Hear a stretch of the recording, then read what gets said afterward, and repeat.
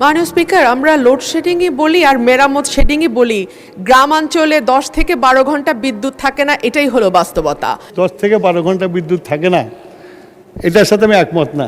মাননীয় সদস্য রুমিন ফারহানা, ব্রাহ্মণবাড়িয়া। মাননীয় স্পিকার, আপনাকে অসংখ্য ধন্যবাদ। মাননীয় স্পিকার, আমরা লোডশেডিংই বলি আর মেরামত শেডিংই বলি, গ্রামাঞ্চলে 10 থেকে 12 ঘন্টা বিদ্যুৎ থাকে না, এটাই হলো বাস্তবতা। আমার মাননীয় মন্ত্রীর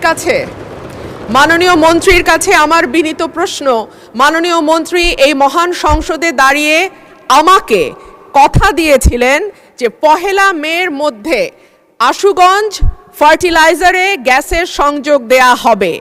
এরপরে আরও 1 মাস 3-4 দিন পার হয়ে গেছে মাননীয় স্পিকার, এখনো আশুগঞ্জ ফার্টিলাইজারে গ্যাসের সংযোগ আমরা পাইনি। গ্যাসের সংযোগ আছে, গ্যাসের সাপ্লাই আমরা পাইনি।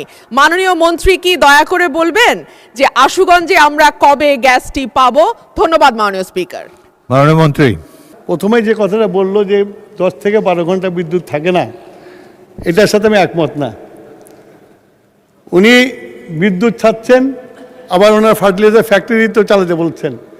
গ্যাসের তো আমার সংকট আছে, সেই জন্য আমাদের বিদ্যুৎ প্ল্যান্টগুলো চালিয়ে রাখতে হচ্ছে এবং সেই জন্য তার ওখানে সংযোগ দিতে পারছি না আমরা। এর বেশি আমরা যখন গ্যাসের অবস্থা উন্নতি হবে তখন আমরা এটা দিতে পারবো। আর 2 নম্বর হলো যে গত 17 বছরে কোনোদিন ড্রিলিং করা হয় নাই, আমরা এই প্রথম এসে ড্রিলিং শুরু করেছি। আমরা আশা করি ইনশাল্লাহ আমরা গ্যাস পাবো। গ্যাস পাওয়ার পরে আশুগঞ্জ ফার্টিলাইজার, যত ফার্টিলাইজার ফ্যাক্টরি আছে সব ফার্টিলাইজারে আমরা সংযোগ দিতে পারবো। ধন্যবাদ স্যার। মাননীয় মন্ত্রী, আপনি কিন্তু সংসদে বলেছিলেন 1 তারিখ থেকে গ্যাস যাবে, সেটি বোধহয় পাওয়া যায়নি। তো সংসদে যে প্রতিশ্রুতি দেবেন সেটা ড্রিলিং বা অন্যান্য যাবতীয় আনুষঙ্গিক বিষয় স্টাডি করে তারপরে সংসদে প্রতিশ্রুতি দেবেন। ধন্যবাদ।